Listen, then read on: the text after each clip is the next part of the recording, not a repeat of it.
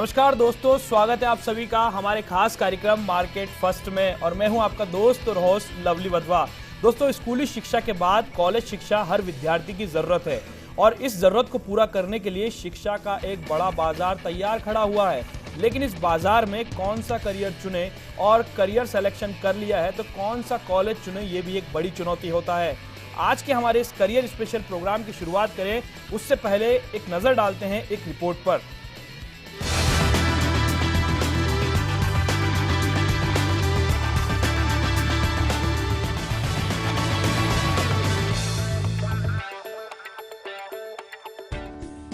Private sector ने आजकल हर क्षेत्र में प्रवेश ले लिया है और एजुकेशन सेक्टर भी इससे अछूता नहीं रहा है। एजुकेशन सेक्टर में प्राइवेट कॉलेजेस की भरमार है।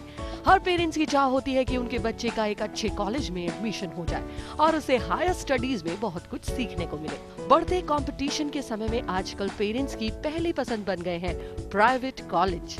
प्राइवेट कॉलेजेस में अच्छे इंफ्रास्ट्रक्चर, बेहतर फैकल्टी के साथ ही प्लेसमेंट गारंटी और जॉब सिक्योरिटी दी जाती है। इसी वजह से पेरेंट्स और स्टूडेंट्स की पहली पसंद बन गए हैं प्राइवेट कॉलेजेस। एजुकेशन सेक्टर में वक्त के साथ कई सारे बदलाव हुए हैं। जहां एक समय था जब हर माता पिता चाहते थे कि उनका बच्चा डॉक्टर या इंजीनियर बने, वहीं आज पेरेंट्स की सोच में बदलाव आया है। वो अपने बच्चों को अपनी पसंद के हिसाब से करियर सिलेक्ट करने की छूट देते हैं। आजकल इंजीनियरिंग और MBBS के अलावा भी कई सारे कॉलेजेस अलग अलग कोर्सेज ऑफर कर रहे हैं, जैसे hotel management, air hostess, MBA आदि। आजकल स्टूडेंट्स का MBA की तरफ रुझान काफी बड़ा है।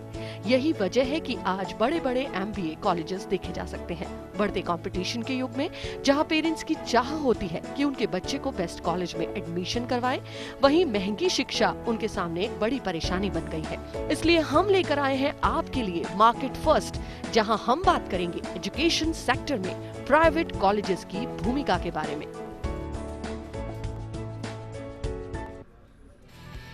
दोस्तों, आज के इस हमारे खास कार्यक्रम में हमारे साथ एक एक्सपर्ट पैनल मौजूद है।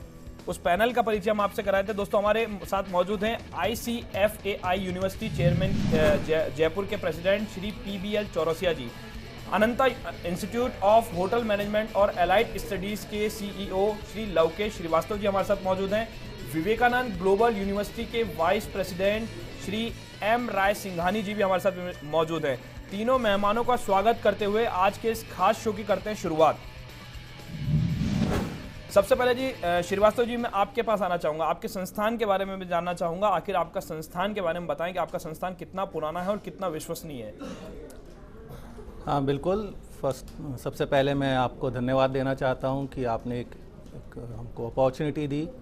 और आज के टाइम में जितना कन्फ्यूजन है लोगों के दिमाग में, बच्चों के दिमाग में, उस समय पे ऐसी रिक्वायरमेंट बहुत ज़्यादा हो गई है कि बच्चों को सही मार्गदर्शन मिल सके और सही निर्णय ले सकें वो।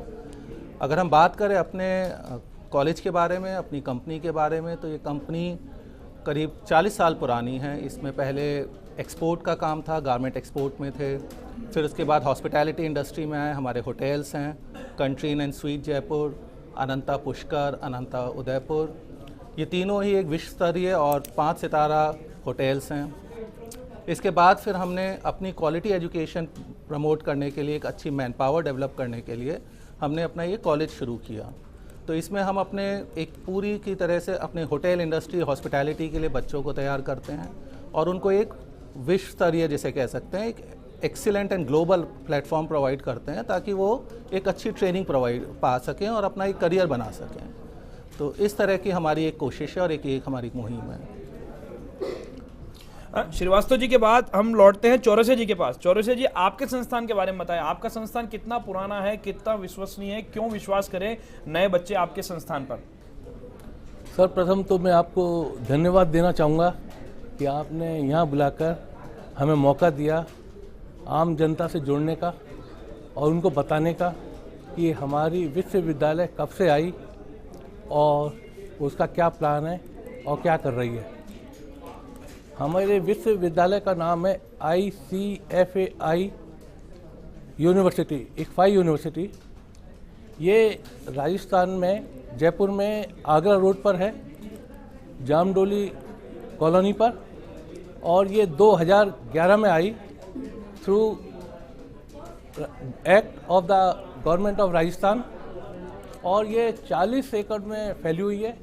लगभग इसका जो एरिया है वो 2 लाख स्क्वायर फुट से भी ज़्यादा है और हम इसमें ग्रेजुएट, पोस्ट ग्रेजुएट और पीएचडी लेवल की एजुकेशन दे रहे हैं। अभी हम 3 मेन स्ट्रीम पे एजुकेशन देते हैं, इंजीनियरिंग, लॉ, मैनेजमेंट और इनसे सम मिले जुले इंटीग्रेटेड कोर्सेज कॉमर्स, साइंस वगैरह में।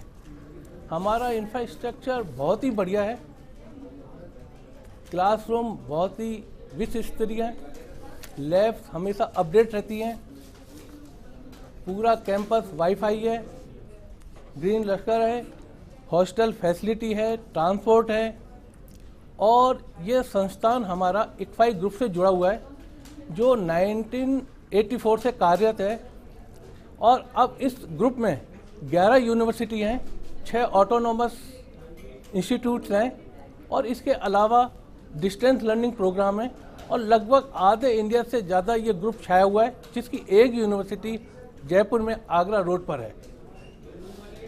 राय सिंघानिया जी, आपका भी रुख करूंगा मैं, आप भी अपने संस्थान के बारे में बताएं कि आखिर वीजीयू को कैसे पहचाने फर्स्ट इंडिया के माध्यम से नए बच्चे। धन्यवाद, आपने मुझे यहाँ बुलाया। मैं इस particular VGI, Vivekananda group of institutions, जो कि वीजीयू कैंपस में स्थापित है, विवेकानंदा ग्लोबल यूनिवर्सिटी कैंपस में, 2008 से मैं उस इंस्टीट्यूट में हूँ, इन इंस्टीट्यूट्स में,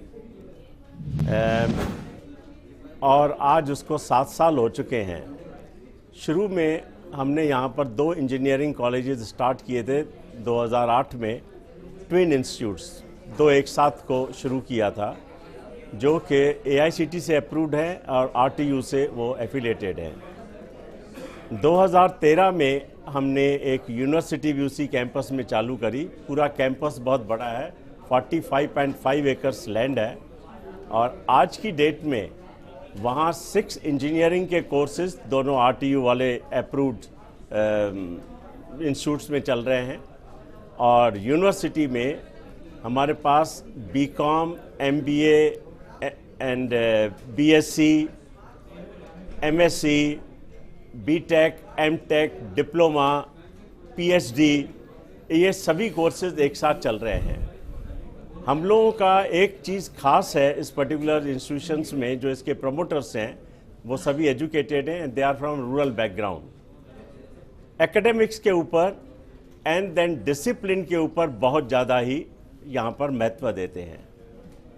साथ ही साथ अपार्ट फ्रॉम द जो रेगुलर कोर्सेज होते हैं, उसके साथ साथ, क्योंकि वो कोर्सेज तो एक यूनिवर्सिटी डिसाइड करती है RTU वाली, उसमें हम लोग एक्टिविटीज़ इतनी जोड़ते हैं, इतनी क्लब्स बनाई हैं जिससे स्टूडेंट्स का ऑलराउंड डेवलपमेंट हो और वो उसके बाद उसकी प्लेसमेंट भी अच्छी हो सके।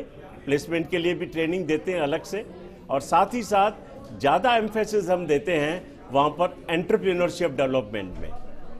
सबसे ज़्यादा और इम्पोर्टेंस जो है, यहाँ पर हमने बहुत ज़्यादा अच्छा इंफ्रास्ट्रक्चर डेवलप कर रखा है। हॉस्टल्स हैं 500 लड़कों के लिए, 200-300 लड़कियों के लिए।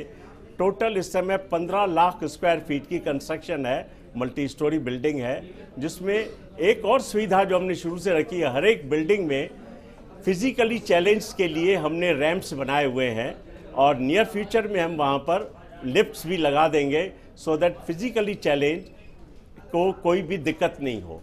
पूरा ध्यान रखा जाता है 3 चीज़ों पर। एक तो skill development, that is practicals के लिए जो हमने हाईटेक इक्विपमेंट खरीद रखे हैं, उनका पूरा सही तरीके से करते हैं, जिससे उसके बाद लड़का इंडस्ट्री में इमीडिएटली एम्प्लॉय हो सके।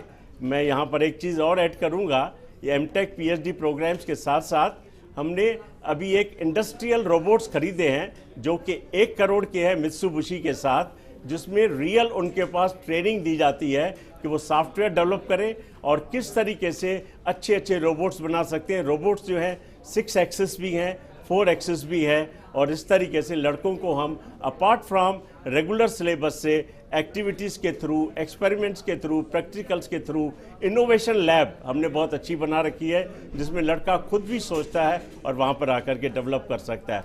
पूरी कोशिश की जाती है कि लड़का जब वहाँ से निकले तो उसके बाद उसको किसी तरीके की ट्रेनिंग की ज़रूरत न पड़े। He should be easily employable, या फिर उसकी एंटरप्रेन्योर बन करके वो आगे चल करके अपना खुद का भी कोई बिजनेस स्टार्ट कर सकता है। लवकेश श्रीवास्तव जी, आपके पास आना चाहूंगा मैं। क्या लगता है आपको, जिस तरह से महंगाई की मार आम आदमी के जीवन पर पड़ी है, क्या महंगाई की मार इस तरह से कोर्सेज पे, कॉलेजेस पे भी पड़ी है, यूनिवर्सिटीज पे भी पड़ी है? हाँ बिल्कुल, कॉलेज हो या कोई भी संस्थान हो, वो पूरी तरह से एक सोसाइटी का ही हिस्सा है, और जो भी प्रक्रिया से सोसाइटी गुजरती है उसी प्रक्रिया से कोई भी संस्थान गुजरती है। तो उसी तरह महंगाई है या जो भी परिवर्तन हो रहे हैं, किसी भी तरह के परिवर्तन सोसाइटी में है, वो डेफिनेटली हमारे ऊपर भी, और किसी भी एजुकेशन इंस्टीट्यूट या किसी भी तरह की संस्थान पे पढ़ते हैं, चाहे वो आपका न्यूज़ चैनल हो, हमारा एजुकेशन सेक्टर हो, तो it is part of it. लेकिन उसको, हाँ सॉरी जी बिल्कुल, लेकिन जो आज का जो विद्यार्थी है, आज के समय में जो निर्धन विद्यार्थी है, सबको शिक्षा का अधिकार मिले, इसके लिए किस तरह के प्रयास करते हैं? हाँ जी, उसी पॉइंट पे मैं आ रहा था। वही है कि अब एक तरह से हमारी मॉरल रिस्पॉन्सिबिलिटी, एक नैतिक जिम्मेदारी भी बैठती है, क्योंकि हम देश का भविष्य संभाल रहे हैं या उसके ऊपर हमारे को काफ़ी ज़्यादा ध्यान देना चाहिए। तो उसको नज़र में रखते हुए जैसे हमारे खुद अपनी कुछ पहल हैं, गवर्नमेंट की बहुत सारी पहल हैं, गवर्नमेंट की स्कॉलरशिप स्कीम्स हैं, स्पॉन्सरशिप्स हैं, उसके अलावा भी हमारे कॉलेज में कोई आए तो हम नहीं चाहते कि वो किसी भी तरह से एक अच्छी शिक्षा से वंचित रहे, तो हम खुद अपनी तरफ से उसको स्कॉलरशिप देते हैं। ये स्कॉलरशिप उसकी पढ़ाई पे बेस्ड हो सकती है कि वो किस तरह से उसने पढ़ाई करी है, 12वीं में क्या नंबर हैं। उसके अलावा अगर वो किसी कारणवश पढ़ाई में भी बहुत अच्छा नहीं लगा, लेकिन हमको लगता है कि ये मेहनत कर सकता है, ये हमारे लिए और समाज के लिए एक अच्छा युवक बन सकता है, तो हम उसकी पूरी तरह से पढ़ाई का खर्चा उठाते हैं, जिसे हम कहते हैं अनंता स्पॉन्सरशिप। तो हमारी कंपनी उसकी फ़ीस पे कर देती है, और बच्चा जब अपना नौकरी पे जाता है तो वो वहाँ से अपनी कमाई से वो धीरे धीरे करके उस लोन को चुका सकता है। कुछ लड़कियों के लिए हम चाहते हैं कि गर्ल्स ज़्यादा से ज़्यादा आएँ एजुकेशन में, और उनकी तरक्की हो, सोसाइटी का बेटरमेंट होगा जब लड़कियां ज़्यादा शिक्षित होंगी। तो हम गर्ल्स को एनकरेज करते हैं, हम उनको 50% तक अपनी फ़ीस में वेव ऑफ दे देते हैं। तो ये हम कुछ कोशिश कर रहे हैं ताकि जो भी एक चाहता है इस करियर में आना, इस इंडस्ट्री में आना, और किसी कारणवश उसको कोई दिक्कत आ रही है, तो हमारी ये चेष्टा है, हमारी ये कोशिश है कि वो अपनी शिक्षा पूरी करे, फिर जब वो अपना करियर बनाएगा, जैसे ग्रो करेगा, वो डेफिनेटली हमारे साथ में ग्रो कर सकता है। हमारे होटल्स हैं, वो हमारे होटल्स में काम कर सकते हैं, काम करके कमा सकते हैं और फिर अपनी शिक्षा जारी रख सकते हैं। तो ये कुछ हमने कोशिश की है, जिसके थ्रू आपके जितने भी, जिसे कहते हैं मार्जिनल सोसाइटी के जो लोग हैं या किसी कारणवश नहीं पढ़ पा रहे हैं, उनके लिए हम कोशिश करते हैं। वाकई ये जो प्रयास है ये काबिल तारीफ है। दोस्तों, फिलहाल कार्यक्रम में वक्त हो चला है एक छोटे से ब्रेक का। ब्रेक के बाद आपके पसंदीदा शो मार्केट फर्स्ट की ओर लौटेंगे वापस और बात करेंगे करियर डेवलपमेंट की। फिलहाल लेते हैं छोटा सा ब्रेक।